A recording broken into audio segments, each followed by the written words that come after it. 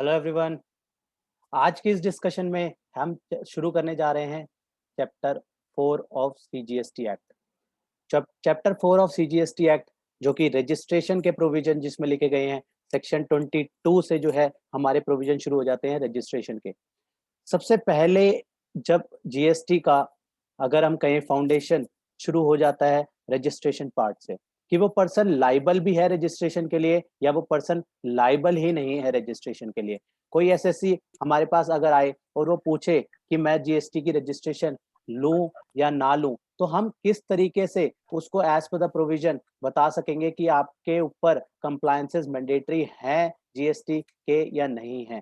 उसके लिए हमें सेक्शन 22, 23, 24 ये 3 मेजर सेक्शन हमारे बनते हैं इस चैप्टर के, जो कि जिनके तहत हमें डिसाइड करना होगा कि रजिस्ट्रेशन लेनी उस केस में मैंडेटरी है भी या नहीं है। हमने इसके रिगार्डिंग सेक्शन 11 भी पढ़ा था, जहां पे हमने एग्जम्पशन की बात करी थी। उसमें सेक्शन 11 में सेक्शन 1, 11 1, 11 2, 11 3 हमने 3 तरीके की वहां पे एग्जम्पशंस देखी थी कि किस तरीके से वहां पे एग्जम्पशंस दी जाएंगी, और वहां पे एग्जम्पशन के बेसिस पे अगर वोली एग्जेम्प्ट है और सिर्फ वही सप्लाई करता है, तो उस केस में भी अगर यहाँ पे हम सेक्शन 23 में देखेंगे कि उस केस में भी उसको रजिस्ट्रेशन लेना मैंडेटरी नहीं होगा। तो डिफरेंट डिफरेंट सिचुएशंस आएंगी, उस सिचुएशन के हिसाब से हमें जस्टिफाई करना पड़ेगा कि उस केस में रजिस्ट्रेशन लेना मैंडेटरी है भी या नहीं है। कोई भी हमें हमें आता हमारे पास आता है तभी हम उसको जो है गाइड कर सकते हैं, जब हमें इन प्रोविजंस की कंप्लीटली नॉलेज होगी। इसलिए ये provision exam point of view से कहें या फिर प्रैक्टिकल पॉइंट ऑफ व्यू से, दोनों पॉइंट ऑफ व्यू से ये जो चैप्टर है बहुत ज्यादा इंपॉर्टेंट है। और इसमें डिफरेंट डिफरेंट सिचुएशन आएगी। ऐसा नहीं है कि अगर ये सेक्शन 22, 24 पे फॉल करता है तो ही रजिस्ट्रेशन लेनी है, उसके अलावा भी रजिस्ट्रेशन ले सकते हैं। उसके क्या फायदे हैं, क्या नुकसान है, वो सारी हम डिस्कशन आज के इस जो है आज की इस वीडियो में कवर करेंगे। तो सबसे पहले जो है शुरुआत होती है इसकी सेक्शन नंबर 22 से, जो कि बात करता है person liable for registration. Last discussion में भी हमने बात करी थी इनपुट टैक्स क्रेडिट, जब हम पढ़ रहे थे तो हमने वहां पे भी इसके रिगार्डिंग सेक्शन 18 जब हम पढ़ रहे थे, वहां पे हमने स्पेशल सर्कमस्टांसेस देखे थे। वहां पे हमने अलग अलग 4 सर्कमस्टांसेस कवर किए थे। उस सर्कमस्टांसेस में क्या था, उस सर्कमस्टांसेस में पहला सेक्शन 18 सबसेक्शन 1 का क्लॉज ए क्या कहता था, जहां पे लाइबल टू फॉर रजिस्ट्रेशन है, उस केस में एक दिन पहले देखेंगे कि कितना इनपुट है और उस दिन के इनपुट का उसका उसको क्रेडिट अलाउ हो जाएगा। वहां चैप्टर बात करता था इनपुट टैक्स क्रेडिट लेने की। यहाँ पे क्या बात होगी, यहाँ पे बात होगी कि रजिस्ट्रेशन मैंडेटरी है कि नहीं है। कभी भी हम किसी क्लाइंट को गाइड करेंगे तो इन्हीं प्रोविजंस को देख के हमें गाइड करना होगा कि आपके केस में रजिस्ट्रेशन मैंडेटरी है कि नहीं है। ऐसा ना हो कि हम उसको रजिस्ट्रेशन दिला दें और पता लगे उसके लिए मैंडेटरी ही नहीं थी, तो ऐसे केसेस में कई बार नेगेटिव इम्पैक्ट भी पड़ता है। इसलिए ये प्रोविजन जो है प्रैक्टिकली भी बहुत ज्यादा इंपॉर्टेंट हो जाते हैं। तो आइए शुरू करते हैं वन बाय वन ये प्रोविजंस को, प्रोविजंस क्या कहना चाहते हैं। तो सेक्शन 22 सबसेक्शन 1 जो की बात करता है, कहता है एवरी सप्लायर, कोई भी एवरी सप्लायर शेल, एक एक वर्ड का जो मीनिंग है, और स्टार्टिंग से हम क्या करके चल रहे हैं, जो ग्रीन पार्ट है, जो इंपॉर्टेंट पार्ट, ये सारे नोट जो है हमने फॉर्म करे हैं बेयर एक्ट से और उसको सिंप्लीफाइड करने की कोशिश करी है। और वहां पे जो ग्रीन पार्ट है वो बहुत मोस्ट इंपॉर्टेंट पार्ट है, साथ में जो रेड पार्ट में हमने मार्किंग करी है वो हमने अगर कोई एक्सक्लूजन है तो उसको मार्क किया गया है। तो यहाँ पे सेक्शन 22 सबसेक्शन 1 कहता है कि कोई भी रजिस्टर्ड, कोई भी सप्लायर लाइबल हो जाएगा रजिस्ट्रेशन लेने के लिए। कब लाइबल हो जाएगा, under this act in state और यूनियन टेरिटरी। वो रजिस्ट्रेशन कहाँ लेगा, वो उस स्टेट पे रजिस्ट्रेशन लेगा। और आगे हम देखेंगे जैसे जैसे इस प्रोविजन में आगे बढ़ेंगे तो हम ये भी देखेंगे कि उसको जब वो एक स्टेट पे रजिस्ट्रेशन ले लेगा तो वो अंडर सीजीएसटी एक्ट जो है सेक्शन 22 के तहत जो है वो रजिस्ट्रेशन लेगा। तो ऐसे में ही मान लिया जाएगा, वहां सेम प्रोविजन जो है एसजीएसटी में भी जो है डाले गए हैं। वहां पे क्या बात करते हैं कि यहाँ पे अगर रजिस्ट्रेशन हो गई सीजीएसटी एक्ट के अंदर तो सेम मान ली जाएगी एसजीएसटी एक्ट में भी रजिस्ट्रेशन हो गई है। इस तरीके के प्रोविजन जो है यहाँ पे डाले गए हैं। तो यहाँ पे सबसेक्शन 1 कहता है every supplier shall be liable to be registered under this act in the state और union territory other than special category state. Other than special category state के अलावा अब ये स्पेशल कैटेगरी के स्टेट कौन कौन सी हैं इसको हम अलग से अभी डिस्कस करेंगे कि अभी हम स्पेशल कैटेगरी स्टेट को अलग छोड़ देते हैं, मान लेते हैं कोई भी स्टेट पे फॉल करता है तो उस स्टेट के हिसाब से क्या प्रोविजन बन रहा है वो हम यहाँ पे अभी बात करके चलेंगे। कहता है from where he make taxable supply, कहाँ रजिस्ट्रेशन लेनी है, उस स्टेट में रजिस्ट्रेशन लेनी है जहां से वो टैक्सेबल सप्लाई दे रहा है। मान लेते हैं दिल्ली का एग्जांपल लेते हैं, कोई पर्सन है जो दिल्ली से अपनी सप्लाई कर रहा है, चाहे वो गुड्स की बात मान लो चाहे सर्विसेज की बात मान लो, वो दिल्ली से अगर वो अपनी सप्लाईज दे रहा है तो उसको रजिस्ट्रेशन कहाँ करानी होगी, उसको रजिस्ट्रेशन दिल्ली में करानी होगी। यही बात कह रहा है कि liable to be registered under this act in the state, कौन से स्टेट में, जहां से वो सर्विसेज जहां से वो सप्लाई कर रहा है, from where he is making taxable supply. इस वर्ड को भी ध्यान में रखना है कि जो सप्लाई है उसकी टैक्सेबल सप्लाई होगी उसी केस में, क्योंकि गवर्नमेंट को क्या मिलना है, गवर्नमेंट के पॉइंट ऑफ व्यू से सोचें, गवर्नमेंट को रेवेन्यू चाहिए। गवर्नमेंट को रेवेन्यू कब मिलेगा, जब पर्सन टैक्सेबल पर्सन होगा। अगर उसकी सप्लाई ही एग्जेम्प्ट होगी तो वैसे भी गवर्नमेंट को कुछ नहीं मिलना। इसलिए यहाँ पे रजिस्ट्रेशन के केस में तभी डाला गया कि अगर उसकी सप्लाई टैक्सेबल सप्लाई है तो जाके वो उस स्टेट में जो है रजिस्ट्रेशन लेगा। अब रजिस्ट्रेशन कब लेना है ये आगे बताया गया कि if his aggregate turnover in a financial year exceeding 20 lakh rupees, जब उसके पूरे साल की एग्रीगेट टर्नओवर, एग्रीगेट जब हम डेफिनेशन सेक्शन 2 हमने पढ़ा था तो वहां पे हमने एग्रीगेट टर्नओवर की डेफिनेशन भी पढ़ी थी, और एग्रीगेट टर्नओवर में हमने बहुत सारी चीजें जो है इंक्लूड करी थी। वहां पे हमने टैक्सेबल सप्लाई के साथ साथ एग्जेम्प्ट सप्लाई भी इंक्लूड किया था और वहां पे टैक्सेस को एक्सक्लूड किया था। ध्यान होगा जब हमने एग्रीगेट सप्लाई की जो है डेफिनेशन को कवर किया था, उसके हिसाब से हम जो है अपनी सप्लाई कैलकुलेट करेंगे और ये देखेंगे कि वो 20 लाख से ऊपर during the financial year cross हो रही है कि नहीं हो रही। जैसे ही 20 लाख से ऊपर हमारी क्रॉस हो गई तो हम सेक्शन 22 सबसेक्शन 1 के तहत हमारे लिए मैंडेटरी हो जाता है जीएसटी में रजिस्ट्रेशन लेना। क्या होगा, स्टार्टिंग से जो किसी ने बिजनेस शुरू किया, उसने बिजनेस शुरू किया, वो धीरे धीरे सप्लाई करेगा। पहला कस्टमर आया, उसने 50,000 का उसने माल उसको बेचा, कोई दिक्कत नहीं है, कोई रजिस्ट्रेशन की जरूरत नहीं है। फिर दूसरा कस्टमर आया, 20,000 रुपए का वो माल ले गया, उसको सेल किया, 70,000 की टर्नओवर हो गई। तीसरा आया, उसने 30,000 का माल लिया, हमारी टर्नओवर और बढ़ गई, 1 लाख की हो गई। ऐसे ही धीरे धीरे कैलकुलेट करते जाएंगे और जैसे ही वो 20 लाख की उसकी टर्नओवर क्रॉस हो जाएगी तो वो सेक्शन 21 सब सेक्शन 1 में फॉल कर जाएगा और उसके लिए मैंडेटरी हो जाएगा रजिस्ट्रेशन लेना। किसी भी एसएससी के लिए फाइनेंशियल ईयर वाइज देखना है, फाइनेंशियल ईयर में उसकी टर्नओवर जो है जैसे ही 20 करोड़ से एक्सीड हो जाती है उसके लिए मैंडेटरी हो जाएगा रजिस्ट्रेशन लेना। उसके बाद इसमें एक प्रोवाइजो डाला गया। प्रोवाइजो क्या कहता है, provided that where such person make taxable supply of goods and services or both from any of the special category states। Special category states में कुछ स्टेट्स हैं जिसको स्पेशल कैटेगरी स्टेट में माना गया है, उन स्पेशल कैटेगरी स्टेट में फॉल करेगा तो उस केस में क्या रहेगा, उस केस में जो है एग्रीगेट टर्नओवर जो है उस केस में 20 लाख से घटकर उसमें क्या हो जाएगा, उन स्टेट्स के लिए जो 20 लाख की लिमिट है उसकी जगह जो है 10 लाख की लिमिट जो है एप्लीकेबल होगी। वो कौन कौन सी स्टेट्स हैं वो हम सेपरेटली डिस्कस करेंगे कि कौन कौन सी स्टेट को रजिस्ट्रेशन चैप्टर के लिए स्पेशल कैटेगरी स्टेट माना गया है। मतलब अगर इसको हम सम अप करें तो हमारी जो है स्टेट दो पार्ट में डिवाइड हो जाती है। अगर वो other than special category state में आ जाती है, other than special category state में आएगी, जैसे कि मान लेते हैं दिल्ली में है, दिल्ली अदर देन में आती है, तो यहाँ पे कितनी लिमिट हो जाएगी, यहाँ पे लिमिट हो जाएगी इसकी 20 लाख की। और अगर ये स्पेशल कैटेगरी स्टेट में आ जाती है तो इसकी लिमिट हो जाएगी 10 लाख रुपए की। प्रोवाइजो यही कहता है अगर स्पेशल कैटेगरी में हमारी जो स्टेट है जिससे हम सप्लाई कर रहे हैं वो स्पेशल कैटेगरी स्टेट में फॉल कर जाती है तो हमारी जो 20 लाख की लिमिट है वो 10 लाख की मानी जाएगी। तो उस केस में 10 लाख की जैसे ही टर्नओवर एक्सीड होगी तो registration as per section 22 subsection 1 जो है मैंडेटरी हो जाएगी। इसके बाद कहता है provided further that, provided further that मतलब एक प्रोवाइजो और ऐड कर दिया गया। इसमें कहता है गवर्नमेंट में at the request of the special category state, कौन रिक्वेस्ट करेगा, स्पेशल कैटेगरी में जो स्टेट्स होंगे वो अगर रिक्वेस्ट करता है and on the recommendation of council, जैसे कि हम जब हमने कॉन्स्टिट्यूशन 101 अमेंडमेंट एक्ट 2016 किया था, तो वहां पे हमने जीएसटी काउंसिल के फॉर्मेशन के लिए सेक्शन 12 को रेफर किया था, और वहां पे हमने बात करी थी कि कितने सारे डिसीजन जो है जीएसटी काउंसिल जो है रिकमेंड करती है, उसके बाद जो है उसको नोटिफाई किया जाता है, राइट।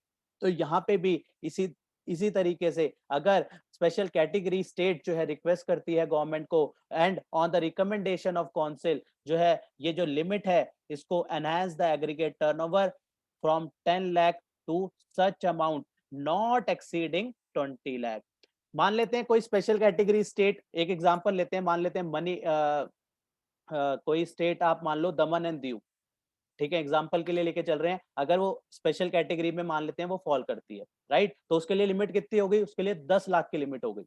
अब वो स्टेट कहती है गवर्नमेंट को कि हमारे लिए 10 लाख की लिमिट जो है वो बहुत ही कम है, हमारी 10 लाख की तो टर्नओवर हो ही जाती है, लेकिन इस लिमिट को जो है बढ़ाया जाए। वो रिक्वेस्ट करती है गवर्नमेंट से कि इस 10 लाख की लिमिट को जो है 15 लाख कर दिया जाए। तो ऐसे केसेस में जो है गवर्नमेंट उसकी बात को कंसिडर करके और on the recommendation of GST council, इसके लिए क्या करेगी, जीएसटी काउंसिल की रिकमेंडेशन ली जाएगी, और अगर अप्रूव हो जाती है तो उस स्टेट के लिए जो लिमिट होएगी वो 10 लाख की जगह कितनी हो जाएगी, 15 लाख हो जाएगी। और ये लिमिट मैक्सिमम कितनी हो सकती है, ये मैक्सिमम लिमिट कितनी हो सकती है, 20 लाख रुपए, क्योंकि नॉर्मल स्टेट में जो फॉल कर रहे हैं उनकी लिमिट भी कितनी है, 20 लाख रुपए उनकी लिमिट है। तो इसलिए अब हम इसको अगर हम इस अभी तक जो किया है उसको सम अप करें तो लिमिट कितनी बनती है हमारी, 20 लाख रुपए। स्पेशल कैटेगरी के लिए कितनी लिमिट बनती है, 10 लाख रुपए। लेकिन स्पेशल कैटेगरी जो है रिक्वेस्ट करके अपनी लिमिट बढ़ा सकती है, लेकिन मैक्सिमम कितनी बढ़ा सकती है, अपनी मैक्सिमम लिमिट वो जो बढ़ा सकती है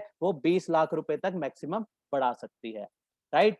अब इसमें आगे बढ़ते हैं, आगे कहता है provided also that, provided also that, एक और एक्सेप्शन, तीसरी एक्सेप्शन इसमें आ गई, कहता है गवर्नमेंट में at the request of the state. अभी क्या था, ऊपर किसने रिक्वेस्ट करी थी, ऊपर स्पेशल कैटेगरी स्टेट ने रिक्वेस्ट करी थी, स्पेशल कैटेगरी स्टेट की जो है 10 लाख से लिमिट कितनी, 20 लाख तक मैक्सिमम बढ़ा सकते हैं। यहाँ पे अब कौन रिक्वेस्ट कर रहा है, यहाँ पे स्टेट्स, जो बाकी के स्टेट बच गए, हमने यहाँ पे अगर जो इसको बांटा था, हमने यहाँ पे other than special category state को में बांटा था और स्पेशल कैटेगरी स्टेट में बांटा था। इसको अगर हम कहें तो पार्ट 1 पार्ट 2 इस तरीके से हम इसको नोट डाउन कर लेते हैं, ताकि अब हमें दो पार्ट में स्टेट्स बच गए। कुछ स्टेट्स आएंगे स्पेशल कैटेगरी स्टेट में, जहां पे छोटे छोटे स्टेट हम इसको अज्यूम कर सकते हैं, उसके लिए टर्नओवर जो है 10 लाख रहेगी, 10 लाख क्रॉस करने के बाद रजिस्ट्रेशन मैंडेटरी हो जाएगी। लेकिन अगर other than special category state है, जो मेजर स्टेट्स हैं, तो ऐसे केसेस में जो है उनके लिए लिमिट कितनी रहेगी, 20 लाख रुपए की लिमिट रहेगी। लेकिन अगर ये जो स्टेट्स की बात हो रही है, अब स्पेशल कैटेगरी स्टेट्स की बात नहीं कर रहे, स्टेट्स की बात कर रहे हैं। अगर स्टेट गवर्नमेंट को जो है रिक्वेस्ट करती है on the recommendation of council, ऊपर किसने रिक्वेस्ट करी थी, ऊपर रिक्वेस्ट करी थी स्पेशल कैटेगरी स्टेट ने, ऊपर रिक्वेस्ट किसने करी थी, स्पेशल कैटेगरी स्टेट ने करी थी। अब रिक्वेस्ट कौन करता है, अब रिक्वेस्ट अगर स्टेट करती है तो स्टेट के केस में कितनी लिमिट है, 20 लाख रुपए की, तो उसको स्टेट भी जो है अपनी लिमिट 20 लाख की जो है वो बढ़ा सकती है। लेकिन कितनी बढ़ा सकती है, 20 लाख से वो मैक्सिमम कितनी बढ़ा सकती है, 40 लाख रुपए तक बढ़ा सकती है। अब हमारे पास अगर हम इसको सम अप करें, कितनी लिमिट आ गई, पहले थी 10 की और 20 की, अब हमारे पास एक लिमिट और आ गई 40 लाख रुपए की, राइट। तो जो स्टेट नॉर्मल स्टेट में आते हैं वो वहां पे हमें देखना होगा कि उस स्टेट की लिमिट 20 लाख है या फिर 40 लाख है। ये प्रोवाइजो बाद में डाला गया है, स्टार्टिंग से ऐसा नहीं था, स्टार्टिंग में 20 लाख की लिमिट थी, लेकिन ये प्रोवाइजो जो है बाद में इंसर्ट किया गया, और जो कई स्टेट में जो है अब लिमिट जो है हमें कंसीडर करने के लिए 40 लाख की जो है लिमिट रहती है। लेकिन एक बात और ध्यान रखनी है, लेकिन ये किसके लिए है, 40 लाख तक की लिमिट किस के लिए हो सकती है, इन केस ऑफ सप्लायर। यहाँ पे देखो सप्लायर वर्ड यूज करा गया है, क्यों सप्लायर वर्ड क्यों यूज करा गया है, कि देखो स्टार्टिंग में ही देखो, अगर सप्लाई हमने सेक्शन 22 सबसेक्शन 1 जब पढ़ा था, वहां पे कह रहा था एवरी सप्लायर, सप्लायर इसलिए कह रहा था क्योंकि अभी वो रजिस्टर्ड नहीं है। अभी वो रजिस्टर्ड नहीं है, अभी सिर्फ वो सप्लायर है, माल बेच रहा है। जब वो रजिस्टर्ड हो जाएगा तो जाके वो रजिस्टर्ड पर्सन कहलाएगा। रजिस्टर्ड होने के बाद वो रजिस्टर्ड पर्सन कहलाएगा, अभी तो वो नॉर्मल सप्लायर है। इसलिए कहता है कि 20 लाख की लिमिट जो है वो 40 लाख की जो है गवर्नमेंट बढ़ा सकती है in case of supplier who is engage exclusively in supply of goods. क्या मतलब निकलता है? जो 40 लाख की लिमिट एप्लीकेबल रहेगी किसी स्टेट में, वो किसके लिए रहेगी? वो सिर्फ और सिर्फ अगर गुड्स सप्लाई कर रहा है तो उसके लिए रहेगी। अगर वो सप्लाई ऑफ सर्विस कर रहा है तो उस केस में जो है 40 की लिमिट तक नहीं जा सकते। उसमें लिमिट कितनी रहेगी? उसमें 20 लाख के रुपए तक की ही लिमिट रहेगी। उस स्टेट में मैक्सिमम लिमिट 20 लाख रुपए की ही रहेगी, जो पहले लिमिट हमारी हुआ करती थी। इसलिए हमें ध्यान में रखना है, अगर गुड्स का केस है और हमें देखना होगा कि नॉर्मल स्टेट में फॉल कर रहा है, तो हमें देखेंगे कि उस स्टेट की क्या लिमिट फॉल करती है, 20 लाख 40 लाख क्या लिमिट है। राइट, अभी हम स्टेट वाइज इसको डिस्कस करेंगे फर्दर। नीचे हमने डाला हुआ है इसके ऊपर कि कौन कौन से स्टेट में क्या क्या लिमिट्स रहेंगी। राइट, अभी हम ये देख रहे हैं कि 20 लाख लिमिट, 10 लाख लिमिट और 40 लाख लिमिट कब कब जो है एप्लीकेबल रहेगी। इसके बाद इसके बाद एक्सप्लेनेशन डाली गई। एक्सप्लेनेशन कहती है for the purpose of this subsection a person shall be considered to be engage exclusively. देखो वर्ड में ध्यान देना है, exclusively in the supply of goods. अगर कोई बंदा वो गुड्स भी देता है, सर्विस भी देता है, तो उसके लिए लिमिट क्या रहेगी? उसके लिए लिमिट 20 लाख रुपए की ही रहेगी, उसके लिए 40 लाख की लिमिट नहीं हो सकती। क्योंकि यहाँ पे जब वो सिर्फ और सिर्फ गुड्स की सप्लाई करेगा और वो नॉर्मल स्टेट में फॉल करेगा, तो जाके जो है वहां पे 20 लाख की जगह 40 लाख की लिमिट जो है हो सकती है। वहां पे देखा जाएगा कि उस स्टेट ने अपनी लिमिट जो है रिक्वेस्ट करी है गवर्नमेंट को और अपनी लिमिट बढ़ाई है, या फिर उसकी लिमिट जो है 20 लाख ही है। अभी कौन कौन से स्टेट है अभी नीचे क्लियर हो जाएगा। अभी जो है प्रोविजन हम देख रहे हैं, बाद में स्टेट्स भी रेफर कर लेंगे। राइट, तो यहाँ पे कहता है person shall be considered to be engaged exclusively, totally in the supply of goods, even if he is engaged in the exempt supply of service। अगर वो पर्सन जो है सप्लाई ऑफ, उसको सप्लाई ऑफ गुड्स ही माना जाएगा, supply of goods ही माना जाएगा, उसकी लिमिट कितनी रहेगी? 40 लाख की लिमिट मानी जाएगी। कब? अगर वो जो सर्विसेज भी दे रहा है, मान लो अगर वो कोई टैक्सेबल गुड्स भी देता, सर्विसेज भी देता, 20 लाख की लिमिट हो जाती। लेकिन जो वो सर्विस दे रहा है वो एग्जेम्प्टेड सर्विसेज है अगर, तो जो है हम मान लेंगे कि वो जो है एक्सक्लूसिवली गुड्स में ही डील करता है। तो उस लिमिट में उसके लिए कितनी लिमिट बढ़ जाएगी? 20 से 40 लाख की। जितनी ज्यादा लिमिट होगी एसएससी के लिए फायदा है। ये चीज को जो है ध्यान में रखना है। एसएससी के लिए कब फायदा है? जब उसके लिए जो है लिमिट ज्यादा रहेगी, उसको रजिस्ट्रेशन कराने की जरूरत नहीं पड़ेगी, जीएसटी एक्ट उसके लिए एप्लीकेबल नहीं रहेगा। राइट, तो इसलिए उसको ध्यान में रखना है। अगर वो सप्लाई ऑफ सर्विस भी करता है, तो अगर वो टैक्सेबल सप्लाई ऑफ सर्विस हो जाएगी तो 20 लाख की ही लिमिट रहेगी। लेकिन अगर वो एग्जेम्प्ट सप्लाई ऑफ सर्विस है, कोई ऐसी सर्विस दे रहा है जो कि उसके लिए एग्जेम्प्ट है, जो कि एग्जेम्प्ट सर्विस कौन सी होती है? एग्जेम्प्ट सप्लाई क्या होती है? एग्जेम्प्ट सप्लाई की हमने डेफिनेशन जब कवर करी थी सेक्शन 2 में, हमने एग्जेम्प्ट सप्लाई में देखा था। एग्जेम्प्ट सप्लाई में तीन चीजें आती है। क्या आती है? निल रेटेड, एग्जेम्प्टेड अंडर सेक्शन 11 और नॉन जीएसटी, तीन चीजें आती हैं, तो जाके वो एग्जेम्प्टेड सप्लाई मानी जाती है। तो अगर वो एग्जेम्प्टेड सप्लाई ऑफ सर्विस है, देखो वर्ड में ध्यान देना, सर्विस और गुड्स की बात हो रही है, यहाँ पे बाइफर्केशन हो रही है किसकी? गुड्स की और सर्विसेज की। हमें गुड्स के लिए 40 लाख की लिमिट है, लेकिन अगर वो सर्विसेज भी दे रहा है, लेकिन वो सर्विसेज एग्जेम्प्ट है, तो उसको अलाउ कर दिया जाएगा। ठीक है, आप 40 लाख की ही आपके लिए लिमिट रहेगी। By providing of deposit, loans or advances in so far for the consideration in representative by way of interest और डिस्काउंट। ये किसके लिए है? ये है अगर कोई, जैसे एक मान लो किसी बैंक ने डिपॉजिट दिया, लोन एडवांसेस दिए, लोन दिया, तो लोन के ऊपर उसको क्या मिलेगा? इंटरेस्ट मिलेगा। उसको लोन के ऊपर क्या मिलेगा? इंटरेस्ट मिलेगा। इंटरेस्ट उसके लिए, बैंक के लिए क्या है? मैं मान लो मैं बैंक हूं, मैंने आपको लोन दिया, तो मैंने मेरे लिए लोन एडवांसेस मैंने दिए, मुझे इंटरेस्ट इनकम होगी। राइट, तो मेरे लिए क्या होगी? वो सप्लाई हो गई। तो ऐसे केसेस में जो डिपॉजिट और उसको जो उसके ऊपर इंटरेस्ट मिलेगा, वो जो है एग्जेम्प्ट सर्विसेज में आता है। तो ऐसे केसेस में अगर हमारी एग्जेम्प्ट सप्लाई ऑफ सर्विस है, तो वो जो है उस केस में उसकी लिमिट जो है माना जाएगा वो सप्लाई ऑफ गुड्स का पार्ट ही माना जाएगा, और सप्लाई ऑफ गुड्स ही, एक्सक्लूसिव सप्लाई ऑफ गुड्स ही माना जाएगा। तो लिमिट कितनी रह जाएगी? 40 लाख की लिमिट हो जाएगी। तो एक एक्सेप्शन दे दी, अगर एग्जेम्प्ट सप्लाई ऑफ सर्विस है जो कि लोन के लिए है, डिपॉजिट या फिर लोन एडवांसेस की, डिपॉजिट या लोन एडवांसेस दिए हैं तो क्या मिलेगा हमें? हमारी इनकम क्या होगी? इंटरेस्ट की, इंटरेस्ट या फिर डिस्काउंट कह सकते हैं हम उसको, हमारी ये इनकम अर्न होगी। तो ये जो हमारी सप्लाई बनेगी ये एग्जेम्प्ट सप्लाई ऑफ सर्विस बनेगी। तो इस केस में ये एग्जेम्प्ट सप्लाई ऑफ सर्विस, ये हमें मान लो मेरे को इंटरेस्ट, मैंने आपको लोन दिया, मुझे इंटरेस्ट मिला कितने का? यहाँ पे मुझे इंटरेस्ट मिला मान लो 10,000 रुपए, ठीक है, और मैं सप्लाई ऑफ गुड्स भी करता था, और वो सप्लाई ऑफ गुड्स मान लो मेरी जो टर्नओवर है ये है इसकी इसकी ज्यादा लेते हैं, इसकी मान लेते हैं ये है 25 लाख रुपए। तो क्या मेरे लिए रजिस्ट्रेशन लेना मैंडेटरी है? मेरी सप्लाई ऑफ गुड्स की वैल्यू है 25 लाख रुपए, और मैं साथ में लोन भी दिया हुआ है और लोन पे मुझे इंटरेस्ट मिला जो कि एग्जेम्प्ट सप्लाई ऑफ सर्विस बनता है। तो क्या मुझे रजिस्ट्रेशन लेना मैंडेटरी है? मेरी 25 लाख की वो है, और 25 लाख की सप्लाई ऑफ गुड्स है, और 10,000 रुपए की मेरी इंटरेस्ट इनकम है, मेरे लिए रजिस्ट्रेशन लेना मैंडेटरी नहीं होगा। क्यों नहीं होगा? क्योंकि यहाँ पे मेरे लिए लिमिट कितनी बन गई? 20 की जगह 40 की लिमिट बन गई, और क्योंकि मेरी जो सप्लाई ऑफ सर्विस थी वो तो एग्जेम्प्टेड थी, और वो एग्जेम्प्टेड थी तो वहां पे मेरे लिए लिमिट क्या बन गई? 40 लाख की बन गई, और मेरी टर्नओवर 25 लाख की है, तो मुझे रजिस्ट्रेशन नहीं लेना। यही अगर मैंने कोई और जो है सप्लाई ऑफ सर्विस दी होती जो कि टैक्सेबल होती, तो उस केस में मेरी 25 लाख के लिए रजिस्ट्रेशन की लिमिट कितनी हो जाती? 20 लाख की रजिस्ट्रेशन लिमिट हो जाती, और जैसे ही वो जो मेरी एक्चुअल एग्जांपल के हिसाब से मेरी 25 लाख की टर्नओवर होती, तो मेरे लिए सेक्शन 22 के तहत मेरे लिए मैंडेटरी हो जाता रजिस्ट्रेशन लेना। राइट, एग्जाम्पल से समझना थोड़ा सा कन्वीनियंट हो जाता है, इसलिए हमने साथ में एक एग्जाम्पल जो है रेफर कर लिया।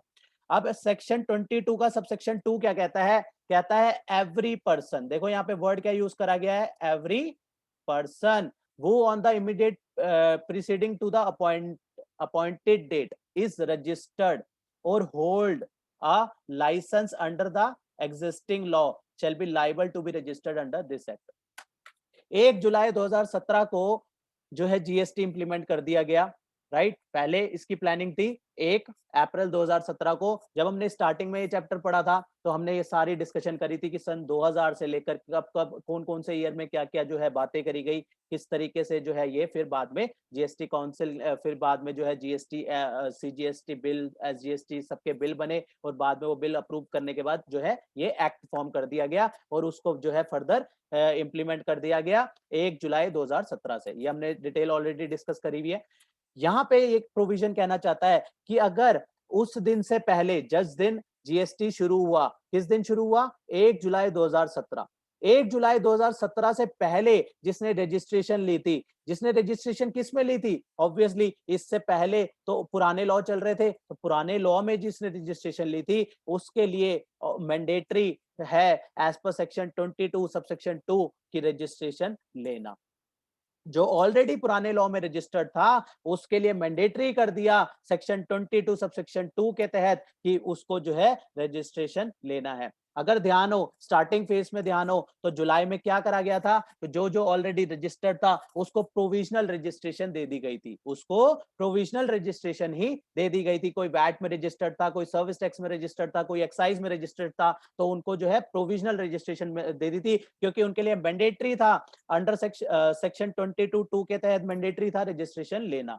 तो यहाँ पे उनको अगर प्रैक्टिकली ध्यान होगा तो वहां पे ध्यान होगा कि ऐसे केसेस में जुलाई 2017 में के बाद जो है वहां पे प्रोविजनल बेसिस पे ही रजिस्ट्रेशन इशू कर दी थी, प्रोविजनल रजिस्ट्रेशन वहां पे जो है आरसी इशू कर दी गई थी, राइट। तो ये प्रोविजन जो है मैंडेटरी करता है कि अगर ऑलरेडी पुराने लॉ में आप रजिस्टर्ड थे तो आपको मैंडेटरी होगा रजिस्ट्रेशन लेना, राइट। क्योंकि यहाँ पे लिखा है देखो, शेल, जो भी every person who is on the day immediately preceding the appointed date। Appointment date क्या थी? अपॉइंटेड डेट थी 1 जुलाई 2017। उससे प्रीवियस दिन कौन सा डे हो गया? 30/6/2017। 30/6/2017 में कोई वैट में रजिस्टर्ड होगा, कोई सर्विस टैक्स में रजिस्टर्ड होगा, या कोई एक्साइज में रजिस्टर्ड होगा। तो इनके लिए क्या था? इनके लिए मैंडेटरी था, जो कि ये देखो यहाँ लिखा है ना, जो कि पुराने लॉ में रजिस्टर्ड था या होल्ड करता था license under the existing law, right, उस टाइम पे जो एग्जिस्टिंग लॉ थे, shall be liable to be registered under this act from the with effect from the appointed date. किस डेट से होगा लाइबल फॉर रजिस्ट्रेशन? 1 जुलाई 2017 से जो है, क्योंकि अपॉइंटेड डेट क्या है? 1 जुलाई 2017, राइट। अब इसका सेक्शन 22 सबसेक्शन 3 क्या बात करता है? कहता है where a business carried on by the taxable person registered under this act is transferred whether on account of secession or otherwise to another person as a going concern, the transfer or secession as the case may be shall be liable to be registered with effect from the date of such transfer or suggestion. इसको किस तरीके से, ये भी बात बिल्कुल similar ही कर रहा है, थोड़ा सा इसमें फर्क आ जाता है। थोड़ा सा फर्क अगर हम कहें, कोई एक कंपनी मान लो ए लिमिटेड, बी लिमिटेड, ये दोनों कंपनी जो है मर्ज हो गई और क्रिएट हो गई ए बी लिमिटेड, राइट। ये दोनों कंपनी मर्ज हो गई और ए बी लिमिटेड क्रिएट हो गई। तो जब ये दोनों कंपनी मर्ज हो गई तो ये ए लिमिटेड और बी लिमिटेड दोनों ही सेपरेटली रजिस्टर्ड होगी। इनकी रजिस्ट्रेशन दोनों अलग अलग एंटिटी थी, तो दोनों की अलग अलग रजिस्ट्रेशन रहेगी, राइट। तो ऐसे केसेस में जब जो रिजल्टिंग कंपनी होगी, रिजल्टिंग कंपनी कौन सी? ये जो है, ये कंपनी जो है एक तरीके से खत्म हो जाएगी और उसके बाद ये नई कंपनी जो है वो फॉर्म में आएगी और आगे यही कंपनी रहेगी। तो ये जो रिजल्टिंग कंपनी है, इसके लिए जो है यहाँ पे मैंडेटरी कर दिया गया रजिस्ट्रेशन लेना as per provision under section 22 subsection 3। Section 22 subsection 3 जो अभी हमने देखा, इसके तहत जो रिजल्टिंग कंपनी है उसके लिए मैंडेटरी हो जाएगा रजिस्ट्रेशन लेना। अब हम दोबारा से जो है प्रोविजन में चलते हैं। प्रोविजन क्या कहना चाह रहा था इसके रिगार्डिंग? प्रोविजन कहता है कि where a business carried on by the taxable person registered under this act is transferred। देखो, जो पुराना बिजनेस है वो ऑलरेडी रजिस्टर्ड होगा। ऊपर जो था सेक्शन 2 में क्या और इसमें क्या फर्क है? उसमें फर्क है कि वो पुराने लॉ में रजिस्टर्ड था तो उसको जीएसटी आने के बाद नए लॉ में रजिस्ट्रेशन लेनी थी, राइट। इसमें क्या फर्क है? इसमें फर्क ये है कि यहाँ पे ऑलरेडी जो पुरानी एंटिटी थी वो जीएसटी में रजिस्टर्ड थी और वो जो है अपना बिजनेस जो है ट्रांसफर कर रही है, तो रिजल्टिंग कंपनी को जो है वो अपना बिजनेस जो है ट्रांसफर कर रही है टू अनदर पर्सन। तो जो अनदर पर्सन है जिसको हम कहेंगे ट्रांसफरी, उसके लिए मैंडेटरी हो जाएगा, वो लाइबल हो जाएगा रजिस्ट्रेशन के लिए, is liable to be registered from the day with effect from the day of such transfer और सजेशन। जब नई कंपनी फॉर्म हो जाएगी उसको जो है इस सेक्शन 22 सबसेक्शन 3 के तहत जो है उसको रजिस्ट्रेशन लेनी होगी। अब सेक्शन 22 का सबसेक्शन 4 क्या कहता है? Not with standing anything contained under subsection 1 and 3। मैं नहीं मानता कि सबसेक्शन 22 1 क्या कहता है, मैं नहीं मानता कि सेक्शन 22 सबसेक्शन 3 क्या कहता है। ठीक है, सबसेक्शन 4 क्या कहता है? Not with standing anything contain in subsection 1 and subsection 3। मैं नहीं मानता ऊपर के सबसेक्शन आपके 1 और 3 क्या कहते हैं। वो कहता है in case of transfer, in case of transfer or or arrangement for the amalgamation or demerger of the two or more company pursuant to the order of the high court tribunal or otherwise, the transferee shall be liable to be registered with effect from the date on which the registrar of company issue the certificate of incorporation to such order of the high court or tribunal। दोनों में फर्क क्या है? जो ऊपर जो subsection 3 ने बात करी, वहां पे सीधी सीधी बात करी कि एक कंपनी बंद हो रही है, जो दूसरी रिजल्टिंग कंपनी है उसको रजिस्ट्रेशन लेनी होगी, सीधे इतनी बात करी थी। यहाँ पे कहता है मैं नहीं मानता उस बात को, मैं नहीं मानता कि वन क्या कहता था? वन कहता था वहां पे 20 लाख 10 लाख 40 लाख कहता था सबसेक्शन 1, राइट। और यहाँ पे सबसेक्शन 3 क्या कहता था कि पुरानी कंपनी बंद, नई कंपनी शुरू, तो नई कंपनी पुरानी कंपनी तो खत्म हो जाएगी, नई कंपनी रजिस्ट्रेशन ले लो, ये बात करता था।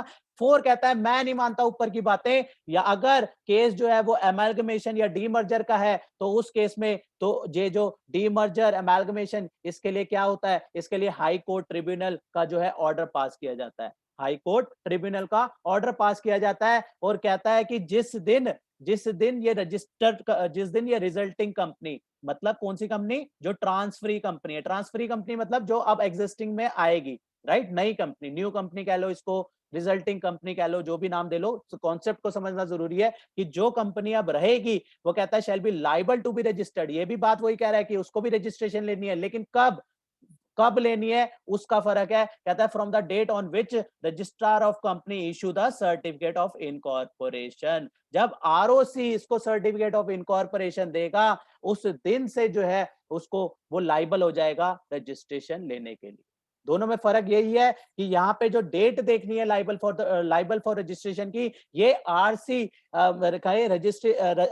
रजिस्ट्रार ऑफ कंपनी की जो सर्टिफिकेट ऑफ इनकॉर्पोरेशन होगा उसमें डेट लिखी होती है ना, सर्टिफिकेट ऑफ इनकॉर्पोरेशन देखा होगा, उसमें लिखा होता है यहाँ पे डेट मेंशन होती है नीचे कि किस दिन जो है किस दिन से कंपनी जो है इनकॉर्पोरेट हुई है, तो उस दिन से जो है नई कंपनी जो है लाइबल फॉर रजिस्ट्रेशन हो जाएगी, giving effect to the such order of high court. क्योंकि ऑर्डर ऑफ हाई कोर्ट के तहत जो है वो नई कंपनी जो है रजिस्टर्ड होगी, तो वो कंपनी जब से रजिस्टर्ड होगी उस दिन से उसको वो लाइबल फॉर रजिस्ट्रेशन भी हो जाएगी। दोनों में जस्ट इतना सा फर्क मिलता है बेसिकली, अगर हम कहें तो डेट्स का फर्क वहां पे जो है निकल के आता है।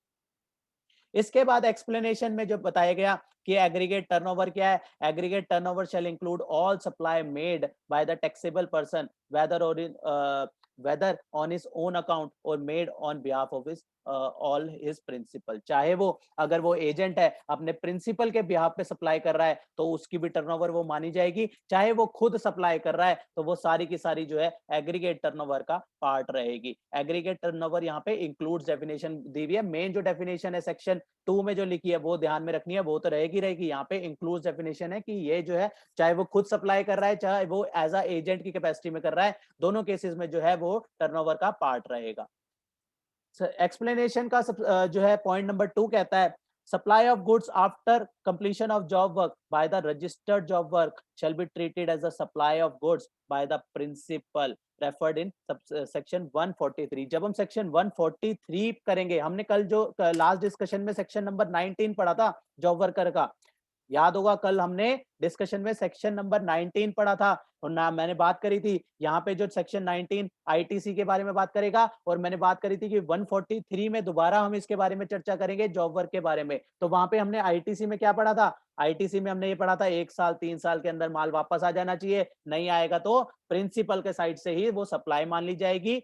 ये ध्यान है ना, कल की डिस्कशन में ये हुआ था कि सप्लाई मान ली जाएगी, अगर 1 साल के अंदर वापस नहीं आया तो सप्लाई मान ली जाएगी 1 साल बाद, और 1 साल बाद जब वो सप्लाई मान ली जाएगी तो जीएसटी तो पे करेगा ही पे करेगा, और साथ में जो है इंटरेस्ट भी पे करेगा। और कैपिटल गुड्स के केस में क्या टाइम था, 1 साल की जगह 3 साल, राइट, ये फर्क आया था। तो यहाँ पे क्या बात करता है, यहाँ पे भी वही बात कह रहा है, the value of goods shall not to be included in the aggregate turnover of the registered job worker। इसको वैसे हम मेनली रेफर करेंगे जब सेक्शन 143 हम डिस्कस करेंगे, वहां पे ये पॉइंट आएगा, वहां पे ये अच्छा इसका कोरिलेशन बनेगा कि क्या एग्रीगेट टर्नओवर में किसकी एग्रीगेट टर्नओवर का पार्ट बनेगा, वो प्रिंसिपल की एग्रीगेट टर्नओवर का पार्ट बनेगा या या जॉब वर्कर की एग्रीगेट टर्नओवर का पार्ट बनेगा। इसको जो है हम सेक्शन 143 के साथ कवर करेंगे, राइट। अब बात आती है स्पेशल कैटेगरी स्टेट की। The expression special category state, जो अभी हम तो ऊपर बात कर रहे थे कि स्पेशल कैटेगरी के लिए जो लिमिट है वो 20 लाख की जगह 10 लाख हो जाएगी, और स्पेशल कैटेगरी रिक्वेस्ट कर सकती है कि हमारी लिमिट बढ़ा दो जी, तो उसको अगर गवर्नमेंट अप्रूव करती है तो उसकी मैक्सिमम जो है 10 लाख की जगह 10 लाख से 20 लाख तक जो है वो उसकी लिमिट बढ़ सकती है। ये हमने बात करी थी स्पेशल कैटेगरी के लिए। अब स्पेशल कैटेगरी स्टेट में आती कौन कौन सी स्टेट है, ये कहता है special category state shall mean the state, कौन कौन सी स्टेट है, state except the state of Jammu and Kashmir, state of Arunachal Pradesh, Assam, Himachal Pradesh, Meghalaya, Sikkim और उत्तराखंड। अभी जो हम चैप्टर पढ़ रहे हैं चैप्टर नंबर रजिस्ट्रेशन, इसके लिए जो स्पेशल कैटेगरी स्टेट्स हैं वो हम देख रहे हैं। जब हम नॉर्मल प्रोविजन पढ़ेंगे वहां पे स्पेशल कैटेगरी की स्टेट्स पे के लिए स्टेट्स अलग हैं, यहाँ जो स्पेशल कैटेगरी स्टेट्स हैं वो जो है वो किसके लिए है, वो रजिस्ट्रेशन के लिए। यहाँ पे जो है 10 लाख 20 लाख वाली बात के लिए जो है यहाँ पे कौन कौन से स्टेट आएंगे 10 लाख 20 लाख में, अरुणाचल प्रदेश, असम, हिमाचल प्रदेश, मेघालय, सिक्किम और उत्तरांचल हमारा यहाँ पे आ जाएगा स्पेशल कैटेगरी स्टेट में। यहाँ पे एक्सेप्ट जम्मू एंड कश्मीर यहाँ पे डाल दिया गया है, राइट। तो एक्सेप्ट रजिस्ट्रेशन के लिए जो है जम्मू एंड कश्मीर को हम स्पेशल कैटेगरी स्टेट में नहीं डालेंगे। यहाँ पे मैंने इजी वर्ड में इसको लिख भी दिया है कि Jammu and Kashmir not included under the limit of 10 lakh for the registration chapter. इसलिए यहाँ पे स्पेशली ये लिखा है क्योंकि ये स्पेशल कैटेगरी स्टेट जो है वो चैप्टर टू चैप्टर जब अभी एक्ट में कैसे होते हैं, चैप्टर्स होते हैं ना, हम उसी चैप्टर के फॉर्म में पढ़ रहे हैं। हम ये बेयर एक्ट को ही रेफर कर रहे हैं। मैं स्टार्टिंग में ही बात करी थी, ये सारे नोट जो बने हैं इस as it is bare act से बने हुए हैं। जो एज इट इज लॉ में लैंग्वेज लिखी हुई है वही ये लैंग्वेज है। इसको जस्ट मैंने जहां पे जरूरत थी सिंप्लीफाई करने की, वहां पे जो है अपनी वर्डिंग में जो है यहाँ पे सिंप्लीफाई कर दिया। तो यहाँ पे मैंने लिख दिया है कि Jammu and Kashmir not included for under the limit of 10 lakh for registration chapter purpose, right. ऐसा नहीं है वो स्पेशल कैटेगरी स्टेट नहीं है, वो स्पेशल कैटेगरी स्टेट में रहेगा, लेकिन रजिस्ट्रेशन के लिए जो है वो स्पेशल कैटेगरी स्टेट में नहीं रहेगा। ये फर्क जो है ध्यान में रखना जरूरी है। कोई जम्मू कश्मीर वाला बंदा आपसे पूछता है कि भैया मेरे लिए जो है मेरे लिए रजिस्ट्रेशन लेना जरूरी है या नहीं है, मेरे लिए लिमिट क्या है, तो यहाँ पे ध्यान रखना है कि जब रजिस्ट्रेशन की बात कर रहे हो तो वहां पे जम्मू एंड कश्मीर को आप नॉर्मल स्टेट में कंसिडर करोगे, राइट। अब इसको चार्ट फॉर्म में समअप करते हैं कि 10 लाख की लिमिट क्या रहेगी, 20 लाख की लिमिट क्या रहेगी और 40 लाख की लिमिट क्या रहेगी। तो threshold limit 10 lakh for the both goods and services किस तरीके से, कौन कौन से स्टेट हमारे निकल के आए, मणिपुर, मिजोरम, नागालैंड और त्रिपुरा। ये जो 4 स्टेट हैं इसके लिए क्या लिमिट रहेगी, चाहे वो गुड्स हो चाहे वो सर्विसेज हो, इनके लिए लिमिट जो है 10 लाख रुपए रहेगी, राइट। ये चीजें याद रखनी पड़ेंगी हमें, क्योंकि अगर हम स्टेट वाइज जो है अगर हम जानना चाहते हैं कि हमारी क्या स्टेट्स की क्या लिमिट्स है, तो हमारी इन 4 स्टेट्स के लिए जो है लिमिट जो हमारी बनती है वो 10 लाख रुपए की बनती है, राइट। इसके बाद नेक्स्ट दूसरे स्टेट देखते हैं, अरुणाचल प्रदेश, मेघालय, सिक्किम, उत्तराखंड, पौंडीचेरी और तेलंगाना के लिए जो लिमिट है वो 20 लाख की लिमिट है, राइट। हमने वहां पे ऊपर प्रोवाइजो में बात करी थी, कई स्टेट जो है वो अपनी लिमिट बढ़ा सकते हैं। हमने ऊपर बात करी थी ना, लिमिट कैसे बढ़ाएंगे, वो गवर्नमेंट को रिक्वेस्ट करेंगे। ध्यान है, ऊपर प्रोविजो में दोबारा दिखाऊं, प्रोविजन में दोबारा दिखा देता हूँ। प्रोविजन में क्या था, प्रोविजन में हमने यहाँ करी थी बात कि special category state at the request government में, गवर्नमेंट की मर्जी है, अगर वो जो है state special category state request करता है कि मेरी जो है 10 लाख से लिमिट बढ़ा दो, मैक्सिमम कितनी बढ़ा सकते हैं, 20 लाख तक बढ़ा सकते हैं, तो उस स्टेट की जो है लिमिट बढ़ा देंगे। तो ऐसे ही अब हम यहाँ पे देखते हैं कौन कौन से स्टेट हमारे 20 लाख की लिमिट में आ रहे हैं। अरुणाचल प्रदेश, मेघालय, सिक्किम, उत्तराखंड, पौंडीचेरी और तेलंगाना हमारे कितने बन गए, 1 2 3 4 5, 1 2 3 4 5 6, 6 हमारे स्टेट बन के आ गए। इसमें कितनी लिमिट बन गई इसकी, 20 लाख की लिमिट। कौन से हैं, चाहे गुड्स हो चाहे सर्विसेज हो, ये भी ध्यान रखना है, क्योंकि अभी हमने ऊपर देखा था गुड्स और सर्विसेज का क्या फर्क आता है, राइट। हमने ऑलरेडी देख चुके हैं, इसलिए हम दोनों चीजें जो जो इंपॉर्टेंट है मार्क करते जा रहा हूँ। यहाँ पे गुड्स एंड सर्विसेज दोनों के लिए लिमिट जो है यहाँ पे 10 लाख की है, और सेकंड वाले में दोनों के लिमिट जो है 20 लाख रुपए की लिमिट है। इसके बाद अब कौन कौन से स्टेट बच गए हमारे पास, जम्मू एंड कश्मीर, असम, हिमाचल प्रदेश और any other state. Jammu and Kashmir के लिए हमने क्या देखा था, स्पेशल कैटेगरी स्टेट है कि नहीं है, ये क्या special category state registration chapter के लिए नहीं है, राइट। इसके लिए क्या लिमिट बन के आ गई, इसके लिए जो है सर्विसेज के लिए 20 लाख है और गुड्स के लिए 40 लाख है। क्यों ऐसा अलग अलग है, क्योंकि अभी हमने ऊपर बात करी थी कि जो है बढ़ा सकता है 20 से 40 के लिए, क्या था वहां पे, एक्सक्लूसिवली फॉर द गुड्स। दोबारा दिखा देता हूं ताकि ये जो चार्ट है वो माइंड में छप जाना चाहिए, बाकी प्रोविजन जो है हम तो रेफर कर सकते हैं जैसे जैसे हमें जरूरत पड़ती है। अब मैं दोबारा प्रोविजन पे ला रहा हूँ, ये वाला हमने प्रोवाइडेड एट पढ़ा था, कौन सा, तीसरा वाला प्रोवाइडेड एट, ये वाला। इसमें क्या था, government at the request of the state enhance the limit 20 से कितनी 40 कर सकती है, लेकिन क्या था, लास्ट लाइन देखो इसकी, exclusively in the supply of goods. जब सिर्फ सप्लाई ऑफ गुड्स होगी उस केस में ही जो है लिमिट जो है बढ़ के 40 लाख तक कर सकते हैं। अगर सर्विस सप्लाई ऑफ सर्विस आ गई और टैक्सेबल सप्लाई ऑफ सर्विस आ गई तो नहीं होगा। एग्जेम्प्ट सप्लाई ऑफ सर्विस जो कि डिपॉजिट वगैरह के थ्रू है तो जाके उसकी जो उसको जो है एक्सक्लूसिवली डील्स इन गुड्स मान सकते हैं, अदरवाइज जो है लिमिट है वहां पे 20 लाख रुपए की लिमिट है, राइट। दोबारा आते हैं चार्ट पे, तो हमारे लिए क्या बन गया यहाँ पे, 20 lakh for services in states में और 40 लाख फॉर गुड्स के केस में, ये हमारी लिमिट बन गई। और कौन कौन से स्टेट्स बन गए हमारे, एक तो जम्मू कश्मीर, इस असम, हिमाचल प्रदेश तीसरा, और बाकी सारे स्टेट। अब हम कहाँ बैठे हैं, हम दिल्ली की बात कर रहे हैं, तो हमारे लिए दिल्ली में क्या लिमिट है, आज के बाद हम ध्यान रखेंगे। कोई भी हमें लिए पूछेगा कि भैया हमारे लिए रजिस्ट्रेशन करानी है, तो हम क्या ध्यान रखेंगे, अब हम कहाँ आ गए, अब हमने पढ़ लिया रजिस्ट्रेशन चैप्टर, आज से हम ध्यान रखेंगे कि हम अगर सप्लाई ऑफ सर्विस कर रहे हैं तो 20 लाख की लिमिट, अगर हम supply of exclusively supply of goods कर रहे हैं तो 40 लाख की लिमिट।